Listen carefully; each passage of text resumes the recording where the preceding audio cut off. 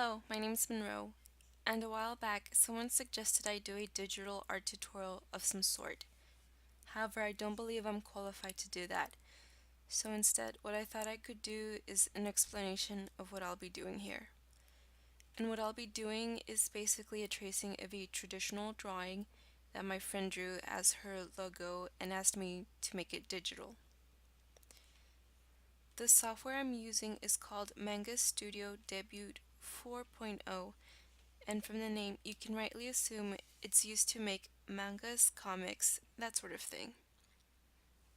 This is the software I have and the one I've been using for my drawings. Now, to begin, I have to place the original drawing on my workspace. To do that, I go to File, down to Import, and click on Image File. Now, unfortunately, as I was recording this, I did not realize that the drop-down menu or my layers box or other windows would not appear. But anyway, when I click on Image File, a window appears, and from there, I just go to where I have the original drawing saved and select it. Once it's selected, the image has a red outline with small white boxes in the corners and sides. This means I can resize the image. To do that, I press Shift, click and drag one of the corners to get it to the size I want, and after, move the image to where I need it to be. I then create a new layer for the tracing I'll be doing. The first thing I'm going to create in the new layer is the bear's head. The tools I'll be using are located to the right side of the screen. In there, I go to the tab labeled Draw to select the ellipse tool. I'll be using this to create the head. Directly underneath the Draw tab, there is a slider that you can move up and down to control the outline thickness of the circle, which I adjust to the thickness I need it to be.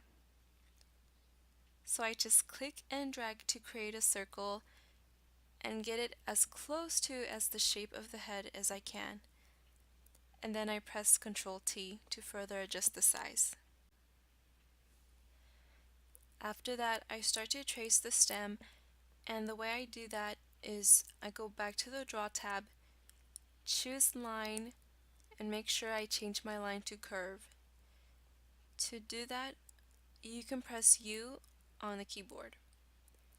Starting from the circle, I click, hold, and drag the line to draw a curve.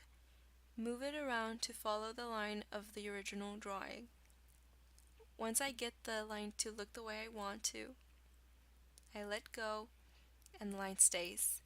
And basically, I repeat this all over to trace the image. One thing I want to add is if you plan on adding color to any certain areas, make sure the area is enclosed. Because if you have any gaps, the color you plan to add in the area will spread to other spaces. So keep an eye on gaps while you are drawing lines. Now, as I was trying to trace the stars, I had trouble making them look just right. So what I did was I decided to use my pattern brush tool. The pattern brush tool I think is pretty cool. It provides you with patterns like flowers, clouds. It has airbrushes and stars. But anyway, I click on the pattern brush tool, look for the pattern labeled Stars A, and make a new layer. In this new layer, I click once to get the star pattern and create a new layer to trace the star. Once I'm done tracing the star, I just delete the layer with the star pattern. And then go to the traced star layer, resize and move the star to its proper place. From there, I duplicate the layer to get another star and move the copy onto the other side. I'm almost done. The last thing I need to do now is fill in the areas with color. The way I did this is I create a new layer and label it Fill. I go back to the layers in which my lines were created. And with my magic wand tool, which is under the Draw tab, I click inside the spaces in which I plan to fill in. As I'm clicking in the areas, I'm holding the Shift key. That way all areas are selected at once. You'll notice when an area is selected, a dotted outline will appear. Now I go back to my fill layer, choose my paint bucket, or as it's labeled on here, fill, and click inside the selected areas. Once I'm done filling in the areas, I press Ctrl D to get rid of the dotted outlines. Or another way that it can be done is by going up to the toolbar, click Selection, then click Clear Selection. So that's basically it. I'm done with the drawing. To get rid of the traditional drawing, I just go to my layers and click on the eye that the traditional drawing is in. And that just makes it disappear. But yeah, if you made it this far, thank you so much for watching. I'm not sure how informative or entertaining this video was, but it was fun to do. I've never done anything like this before, but I'm glad I did.